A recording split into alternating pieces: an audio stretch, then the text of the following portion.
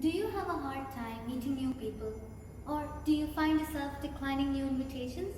You could be shy, or at least that may be how you're describing yourself in your mind. I'm Nivedya Sachin of Bright Rider School, and today I'm going to be talking on how you can speak confident and also act confident. Now, from all these 7 to 8 years at school, what I tend to hear often are phrases like, I'm not confident enough, I'm too shy, I'm really nervous to speak in front of people, and many other things like that. Now listen, everybody, trust me, everybody has flaws. And that means nobody is perfect. Every single person in this world will have a hard time, and that is not anything new.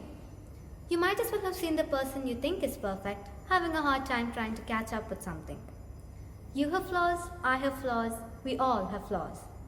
My class teacher is having a hard time as well, and it's not in anything else but in trying to push all our class members to speak up.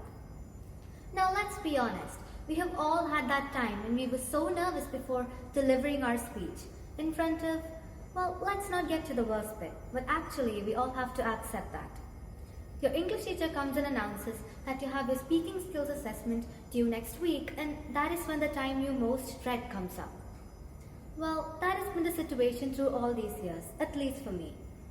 Every single day, literally every single moment in class, no matter when you come and look at me, you'll find me chatting with all my friends as a group.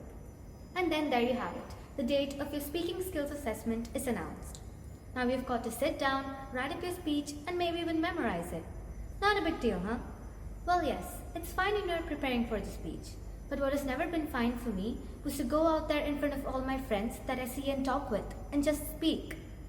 I'm sitting there doing the countdown of the number of students after whom I have to go and speak, aka something that I do not want to do then. Then due to the nervousness, you're stuck up there thinking why you were trembling all the whilst just speaking. And then maybe you might even forget what you're going to tell next. To be frank, I have had that moment as well, and I know exactly how it feels to stand up there with all eyes wide open at you. Winston's quote is one of my absolute favorites here. He said, "People will stare. Make it worth their while." Just think of the whole idea as something that you normally do. What I want you all to know is that it's okay to feel nervous and it's okay to feel shy.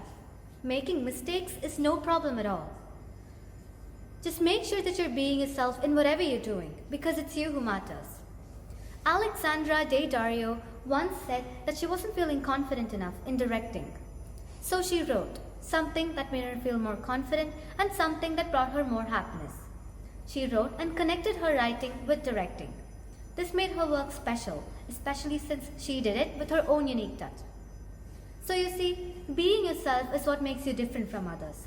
That's what makes you special no matter what. Don't just go and surf the internet for everything you're assigned. You need to make sure that you have your own unique take on everything. Act confident. Here's my tip. Do everything with your own special taste and walk out thinking you have given your very best. Thank you and have a nice day ahead.